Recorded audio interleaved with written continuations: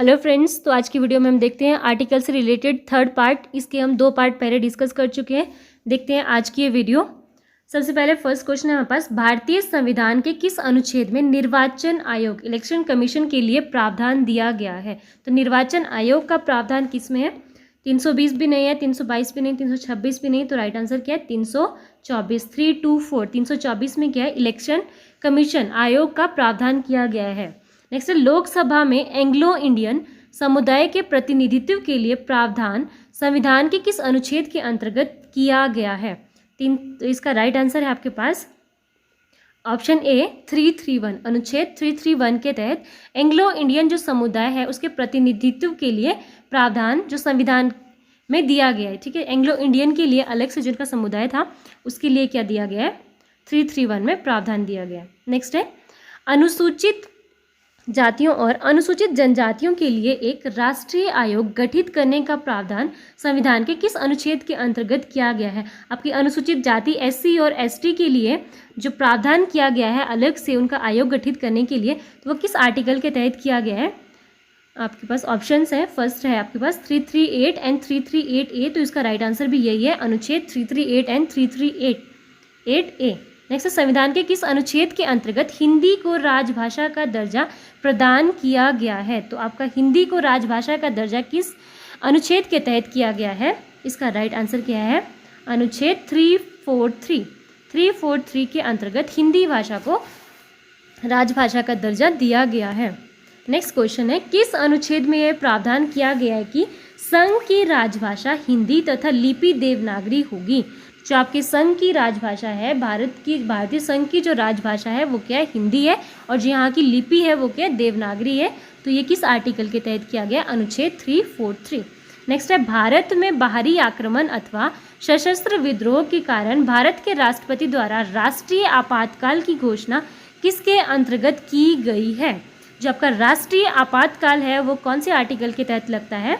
अनुच्छेद 352। और 3 तरह के यहाँ पे आपातकाल होते हैं, मतलब कि जो राष्ट्रपति लगा सकते हैं, इमरजेंसीज बोलते हैं जिसको, वो 3 तरह की हैं, 352, 356 और 360। तो जो आपका राष्ट्रपति जो राष्ट्रीय आपातकाल है वो है 352, एंड जो राष्ट्रपति शासन है वो है 356, एंड जो वित्तीय आपातकाल है वो है 360। ठीक है, जो आपका राष्ट्रीय आपातकाल है वो आज तक कभी नहीं लगा। 352 भी लग चुका है एंड 356 भी लगा है, एंड 368 में दिया गया संविधान संशोधन की प्रक्रिया। दोस्तों, मैंने आपको इस वीडियो में जो आपके ऑप्शंस हैं हर ऑप्शन के बारे में इसलिए नहीं बताया है, इससे वीडियो बहुत लेंथी भी हो जाएगी और आपको भी एक सोचने का मौका नहीं मिलेगा कि इस आर्टिकल में क्या दिया गया है। वो जैसे जैसे मैं आपको बताती जाऊँगी आप उस वक्त पे सुनोगे और खुद से नहीं वो सोचोगे कि इस आर्टिकल में क्या दिया गया है। सो प्लीज़ आपसे रिक्वेस्ट है कि जो भी ऑप्शंस में आर्टिकल गिवन है आप उसके बारे में ज़रूर सोचें एक बार कि उस आर्टिकल में क्या दिया गया है और उस आर्टिकल में मतलब कौन सा प्रावधान दिया गया है, कौन सी योजना है, क्या चला है। तो आप प्लीज़ उसको एक बार देखें। सो नेक्स्ट क्वेश्चन देखते हैं हम, संविधान में मंत्रिमंडल शब्द का एक बार प्रयोग हुआ है और ये जो आपका संविधान है उसमें मंत्रिमंडल शब्द का यूज़ हुआ है, तो वो कौन से आर्टिकल में हुआ है? 352, 74 में, 356 में, 76 में। तो राइट आंसर क्या है? 352। नेक्स्ट है, संसद को संविधान संशोधन का अधिकार दिया गया है, तो ये किस आर्टिकल में? मैंने आपको बताया 368, 368 में। नेक्स्ट है, अनुच्छेद 356 का संबंध किससे है? तो कौन सा शासन है 356? वित्तीय आपातकाल तो 360 है, राष्ट्रीय आपात एंड संविधान संशोधन मैंने अभी आपको बता दिया। तो राष्ट्रपति शासन 356 में क्या है? राष्ट्रपति शासन।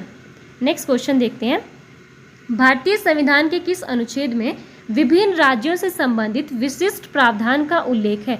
तो कौन से आर्टिकल में जो डिफरेंट आपके राज्य हैं, स्टेट्स से संबंधित अलग प्रावधान दिया गया है? तो 369, 370 नहीं, 372। राइट आंसर क्या है? 371, 371। नेक्स्ट क्वेश्चन है, संविधान के किस अनुच्छेद के प्रावधानों के अंतर्गत भारत सरकार द्वारा भारत रत्न, पद्म विभूषण आदि अलंकार प्रदान किए जाते हैं? जो आपके ये प्राइजेस दिए जाते हैं, भारत रत्न हो गया, पद्म विभूषण हो गया, तो कौन से आर्टिकल के तहत दिए जाते हैं? 15 भी नहीं, 23 भी नहीं, 32 भी नहीं। तो राइट आंसर क्या है? अनुच्छेद 18, आर्टिकल 18 के तहत भारत रत्न, पद्म विभूषण इस तरह के जो भी आपके अलंकार पुरस्कृत किए जाते हैं तो वो आर्टिकल 18। नेक्स्ट क्वेश्चन है, भारतीय संविधान में समानता का अधिकार 5 अनुच्छेदों द्वारा प्रदान किया है यह है। तो समानता का अधिकार कहाँ कहाँ दिया है? 16 से 20 भी नहीं, 15 से 19 भी नहीं, 13 से 17 भी नहीं। तो राइट आंसर क्या है? अनुच्छेद 14 से। नीति निर्देशक सिद्धांतों के निम्नलिखित अनुच्छेदों में से कौन सा अंतर्राष्ट्रीय शांति और सुरक्षा के संवर्धन से संबंधित है? जो आपका अंतर्राष्ट्रीय शांति और सुरक्षा से संबंधित प्रावधान है वो कौन से आर्टिकल में दिया गया है? कौन से नीति निर्देशक तत्वों में है? वो आर्टिकल है आपका अनुच्छेद 51। ठीक है, अनुच्छेद आपका 51 है और ये क्या आता है? नीति निर्देशक तत्वों में।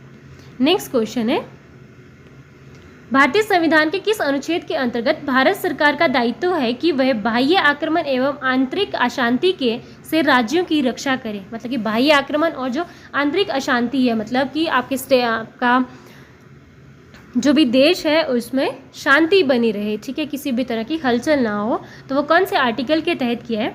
अनुच्छेद 356, 355, 356, 352, 360। तो ये भी नहीं है, ये भी नहीं है। तो राइट आंसर क्या है? 355, 355। नेक्स्ट है, भारतीय संविधान के किस अनुच्छेद के अंतर्गत नियंत्रण एवं महालेखा परीक्षक की नियुक्ति की गई है? Controller and auditor general of India, CAG, CAG की नियुक्ति कौन से आर्टिकल में होती है? अनुच्छेद 148। इस तरह के क्वेश्चन दोस्तों पेपर में बहुत बार पूछे जाते हैं कि किसकी नियुक्ति किस तरह से कौन से आर्टिकल के तहत की जाती है। तो प्लीज़ ये चीज़ें तो आप बिल्कुल टिप्स पे याद रखें कि राष्ट्रपति की नियुक्ति कौन से आर्टिकल में की जाती है, उपराष्ट्रपति की कैग हो गए, इस तरह से। सो प्लीज़ ज़रूर ध्यान रखें। नेक्स्ट है, भारत के प्रत्येक नागरिक का कर्तव्य होगा प्राकृतिक पर्यावरण का संरक्षण एवं सुधार। तो ये कथन भारतीय संविधान के किस अनुच्छेद में दिया गया है, संदर्भित है? तो ये सबको पता है कि सब नागरिक का कर्तव्य है, सबकी ड्यूटीज़ है कि वो जो आपका प्रकृति है और पर्यावरण है उसका संरक्षण करें और उसका सुधार करें। तो कौन से आर्टिकल के तहत आपके पास ये राइट है? अनुच्छेद 48A। नेक्स्ट क्वेश्चन है, राज्य विधानसभाओं में अंगल भारतीय समुदाय के लिए प्रतिनिधित्व का प्रावधान भारत के संविधान के किस अनुच्छेद से संदर्भित है? तो ये कौन से आर्टिकल में? 330, 332, 331। तो राइट आंसर क्या?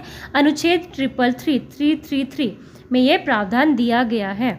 नेक्स्ट क्वेश्चन है, भारतीय संविधान का कौन सा अनुच्छेद भारत की विदेश नीति से संबंधित है? तो कौन सा आर्टिकल है जो आपकी विदेश नीति से संबंधित है? अनुच्छेद 380 भी नहीं, 312 भी नहीं, 60 भी नहीं। तो राइट आंसर क्या? अनुच्छेद 51। नेक्स्ट टाइम, निम्न में से भारतीय संविधान के किस अनुच्छेद का उपयोग अभी तक नहीं किया गया है? तो वो कौन सी इमरजेंसी है जो आज तक नहीं लगी है? अनुच्छेद 360, वित्तीय आपातकाल। नेक्स्ट क्वेश्चन है, नीति आयोग भारत के संविधान के किस अनुच्छेद के तहत संगठित किया गया है? 280 भी नहीं है, 286 पे नहीं है। तो राइट आंसर है इनमें से कोई नहीं। दोस्तों आपने कमेंट करके बताना है कि नीति आयोग कौन से आर्टिकल के तहत है।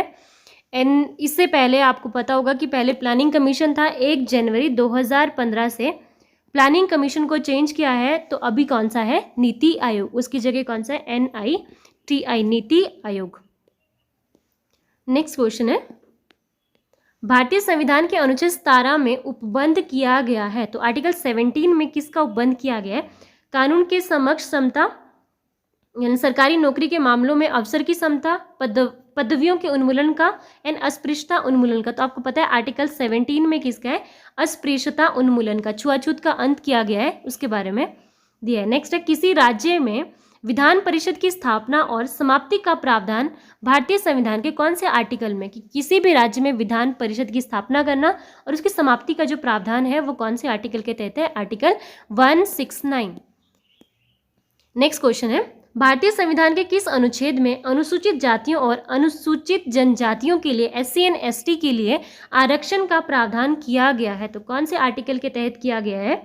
315 में 335, 335 के तहत जो आपका SC और ST है उनके लिए आरक्षण का प्रावधान किया गया है। नेक्स्ट है, भारत के संविधान के कौन से अनुच्छेद में उपबंध है कि 14 वर्ष से कम उम्र के किसी बालक को किसी कारखाने या खान में काम करने के लिए नियोजित नहीं किया जाएगा या किसी अन्य परिसंकट में नियोजन में नहीं लगाया जाएगा? तो कौन से आर्टिकल के तहत बताया गया है कि 14 साल से कम उम्र के बच्चे को कहीं भी काम करने के लिए नहीं लगाया जाएगा, उससे कोई भी दिहाड़ी मजदूरी नहीं कराई जाएगी या किसी कारखाने में काम नहीं कराया जाएगा?